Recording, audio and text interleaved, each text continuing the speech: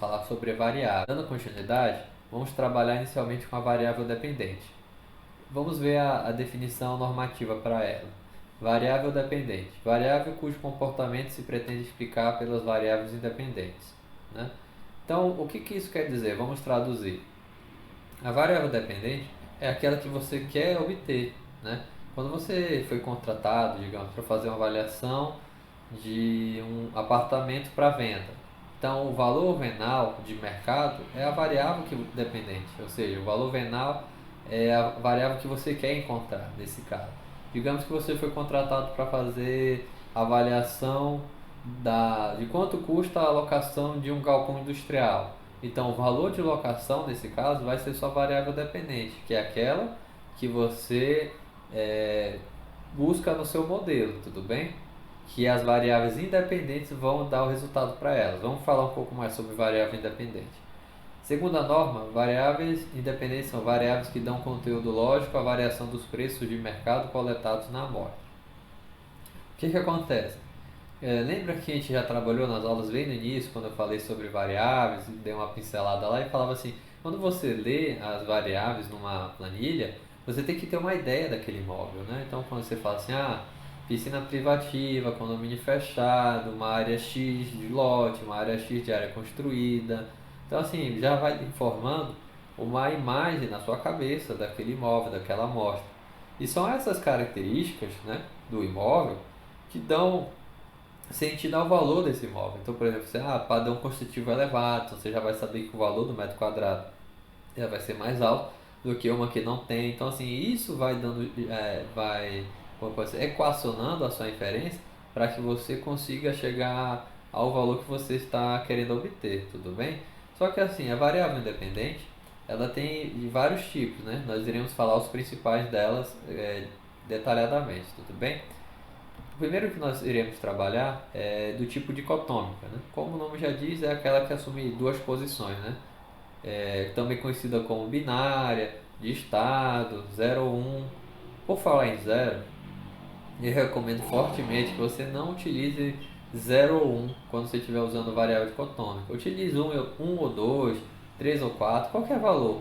Só não utilize o zero. Por quê? Quando você está trabalhando com inferência, né, que às vezes não tem um comportamento linear, nós trabalhamos com umas transformações, né, e depois destransformamos, né, para você trabalhar com uma regressão linear. O que acontece? Algumas funções não se comportam bem quando você está utilizando zero como uma variável. Então, por isso, para evitar que você tenha uma limitação desnecessária no seu laudo, que nós já temos devido a recursos, como por tempo e tudo mais, utilize um valor diferente de zero. Isso vai lhe ajudar, tudo bem? Vou dar alguns exemplos sobre variável dicotômica, mas antes eu gostaria de explicar que uma variável, a depender do olhar que você dá, ela pode ter um comportamento de um tipo X ou de um tipo Y, tá? Por exemplo, a gente vai ver agora, na dicotômica, a questão de presença ou ausência, geralmente, né? Então, você vai falar, possui elevador? Aí, presença sim, né? Ausência não. Então, você vai colocar um ou dois, né? Possui vaga de garagem? É condomínio fechado, né? Ou então, é a transação ou oferta, o dado que você está trabalhando, né? Então, você consegue ver que só vai ter duas posições. Vamos falar agora sobre variável independente do tipo qualitativo, né? São variáveis que não podem ser medidas ou contadas, né? Então, por exemplo, você vai trabalhar com área do terreno. Não pode ser uma variável qualitativa, porque você vai calcular, né? Você consegue contar qual que é a área do terreno. Elas geralmente são para você fazer uma escala de gradação, né? Ela também é conhecida como código alocados, né? Deixa eu ver mais uma informação sobre ela. Bem, ela possui uma escala lógica ordenada para diferenciar as características qualitativas do imóvel.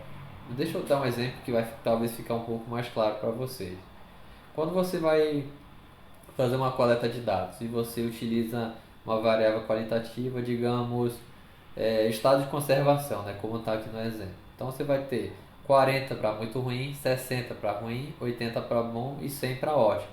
Então você vai classificando as suas amostras de acordo com o grau de conservação nesse exemplo. Então assim, você pega a amostra 1, estado de conservação ruim, então você coloca 60. Amostra 2, bom, 80. mostra 3, bom, 80 de novo. Então você vai gerar uma régua, né? Uma gradação para essa variável. O que acontece? Tem, tem um lado bom e um lado ruim dessa variável. Por ser uma variável qualitativa, ela é de código alocado, ela é de fácil aplicação em diversos tipos de avaliações, né? Para diversas tipologias.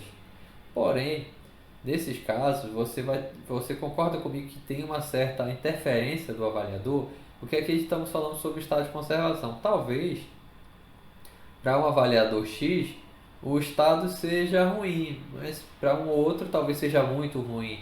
Como não tem uma separação muito rígida, né? Quando nós podemos até ter uma certa, como eu posso dizer, uma convenção sobre certos conceitos. Mas às vezes, na prática, algumas amostras são difíceis de você classificar. Porque às vezes você pega uma casa que parte dela foi reformada, então parte dela está com estado de conservação bom e outra parte está ruim. Aí tem que ver qual que é que tem a maior área, se realmente essa conservação implica nessa redução. Então assim, vai se tornando um pouco mais difícil você fazer essa classificação. Mas em compensação, é uma variável que tu não depende do ofertante, né? Porque o que acontece? Às vezes, né, vou dar exemplo do que eu presencio. Às vezes você vai no interior aqui no Amazonas, vai fazer uma avaliação e você vê uma casa, né, que está à venda e você conversa com o proprietário e fala, tudo bem, me diz uma coisa, qual que é a área aqui da casa? Quantos metros quadrados tem a casa? Ele fala, ah, rapaz, é grande, tem 3 quartos. Ele falou, tudo bem, mas qual que é o tamanho dela? Ah, não sei. Ela tem quanto de frente? Não sei. Então, assim, você vai ter que ir lá medir, fazer o levantamento das amostras. Então, já começa a ficar mais trabalhoso a sua avaliação. Então, nessas situações, ter uma variável que depende somente de você e não de informações, às vezes, de um ofertante, tem suas vantagens, porque já agiliza um pouco o seu trabalho, tudo bem? Dar um outro exemplo. Eu falei sobre estado de conservação, vamos falar sobre padrão de acabamento. Também poderia ser, por exemplo, padrão popular, padrão normal, padrão alto e padrão altíssimo. Então você vai gerando essas gradações para você estar ajustando as suas amostras, tudo bem? Vou falar agora sobre a variável tipo prox. Variável utilizada para substituir outra de difícil mensuração e que se presume guardar com ela relação de pertinência, obtida por meio de indicadores publicados ou inferidos em outros estudos de mercado, né? A variável proxy, elas são muito utilizadas porque nós geralmente utilizamos variáveis de localização, né? Um dos esses exemplos seria a planta geral de valores ou a renda por bairro, onde você consegue gerar regiões, né? Micro-regiões homogêneas, no caso ou por bairro ou nesse caso na cidade. Então, você vai ter bairros que são mais valorizados do que outros, né? Isso é importante porque o que acontece? Você pode ter uma casa igual, né, no bairro X e no bairro Y, mas aí você vai chegar numa, se você não utilizar uma variável de localização, uma vai custar 1 milhão e outra vai custar, por exemplo, 500 mil. Aí tu vai falar, esse dado está com algum erro, porque está faltando alguma variável para explicar por que esse dado que tem todas as características desse, física, tem uma diferença tão grande de valor. E o que vai gerar essa justificação, essa classificação de diferenciação de valores? A localização. Então você precisa ter uma variável de localização caso você não trabalhe com a mesma micro-região. Então, por exemplo, você está trabalhando na avaliação de apartamentos e digamos que no próprio condomínio já tem uma quantidade elevada de amostras que você não vai precisar usar uma variável de localização, porque você está usando todos os dados da mesma localização, na mesma região homogênea, né? Mas são casos específicos, né? Geralmente você precisa trabalhar com dados de localização. Então por que chama proxy? Porque no caso você está trabalhando uma tabela linkada, né? Como assim linkado?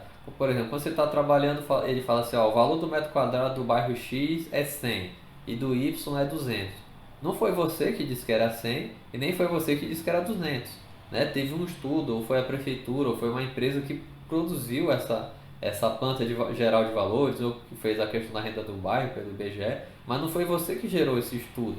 Então, não existe uma interferência sua como avaliador, mas não foi você que produziu isso. Então, você está conseguindo uma coisa que seria difícil você fazer diretamente, como definir a renda de um bairro, através de um indicador indireto, né? Que foi feito por uma outra instituição ou mesmo por um ente público, tudo bem? São bastante utilizadas. Vamos falar agora sobre variável quantitativa, né? Essas aí são as mais fáceis, né, que nós vamos falar. São as variáveis que podem ser medidas ou contadas, ou seja, um exemplo, a área do terreno, a área construída, número de elevadores, número de vagas de garagem. Veja que no início nós trabalhamos com dicotômica. Há elevador? Sim ou não? Aqui estamos trabalhando número de elevadores. Então, assim, quando você está com um, às vezes você pode trabalhar com presença e ausência. Quando você está trabalhando num apartamento, num condomínio que existe vários elevadores, talvez seja melhor você trabalhar com uma variável quantitativa. Quantos elevadores tem, né, por torre? E a questão de vagas de garagem.